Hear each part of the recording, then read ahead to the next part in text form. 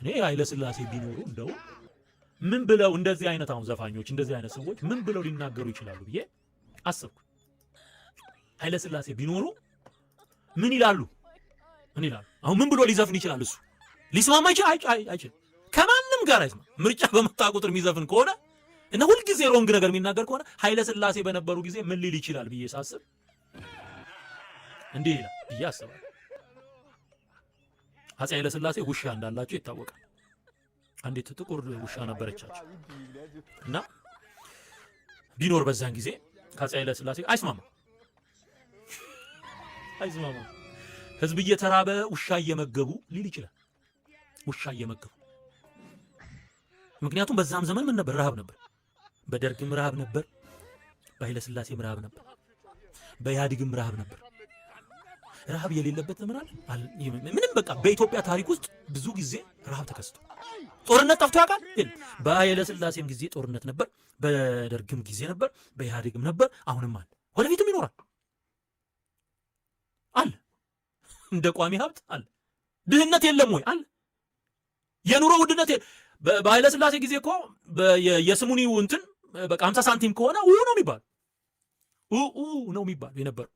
አሁንም አለ፣ ወደፊትም ይኖራል። የኑሮ ውድነት አዲስ ነገር የለም። በዛን ዘመን ይሄ ሰውዬ ቢኖር ምን ሊል ይችላል ብለህ ስታስብ ህዝብ እየተራበ ውሻ እየመገቡ ለወርቅና እንቁ እየተንገበገቡ ኢትዮጵያን አፍርሰው ቤተሰብ ገነቡ ሊል ይችላል።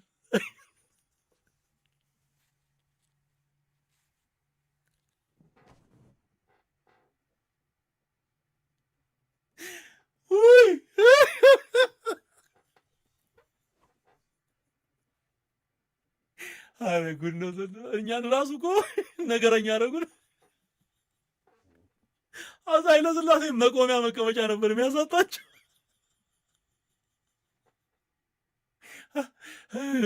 የ6 ኪሎን አንበሳ ነበር የሚለቁበት።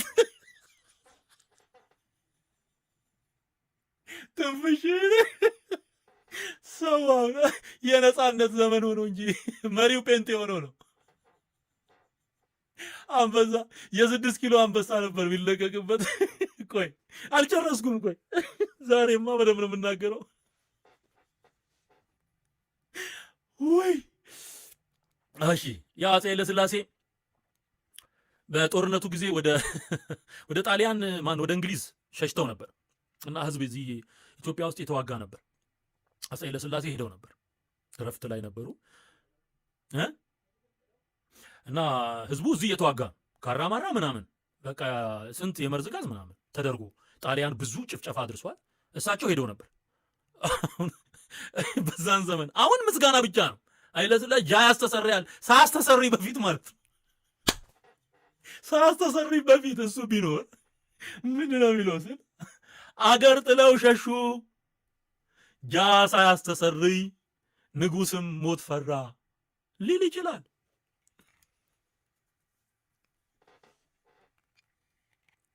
ስማይ በደንብ ይጠቅምሃል። አንዳንዴ ነገር እያዋዙ ይገባል።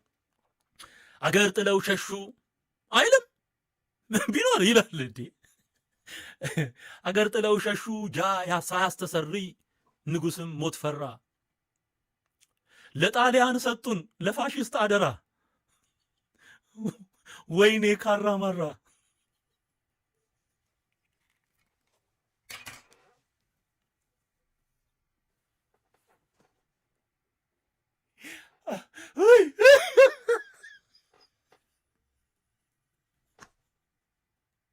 አረ ዘንድሮ ጉድ ነው ባካችሁ።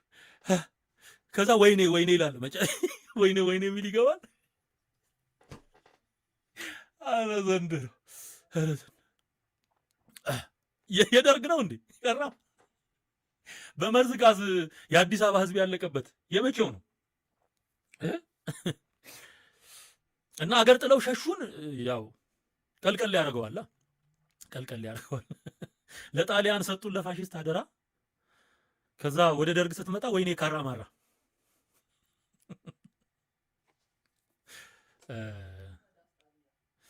ከዛ በኋላ ዳስ ይጣላል።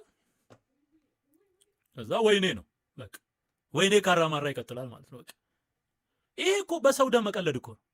ዋጋ የከፈሉትን የእነሱን ዋጋ ሁሉ ማሳነስ የለም እንጂ በዛን ዘመን ቢኖር እሺ፣ በደርግስ ቢኖር ይተዋል አይተው ቀይ ሽብር እያለ ነጭ ሽብር እያለ ነው። ከዛ ነገር ሌላ ምርጫ ሲሰጥ አርሳ ጠብቆ ደግሞ እንዲህ ነው በቃ። ይሄ የንግድ መንፈስ ነው። በቃ ነጋዴ መንፈስ እውነታን የማይጋፈ እውነትን በምንም ታምር አይስማማም። ለመስማማት ሀሳብ የለውም። ከተስማማማ ማንም ይሰማው የለም።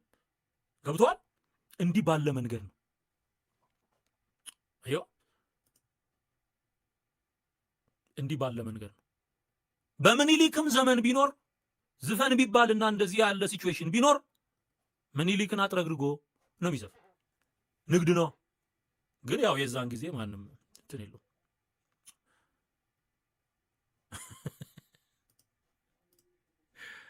እ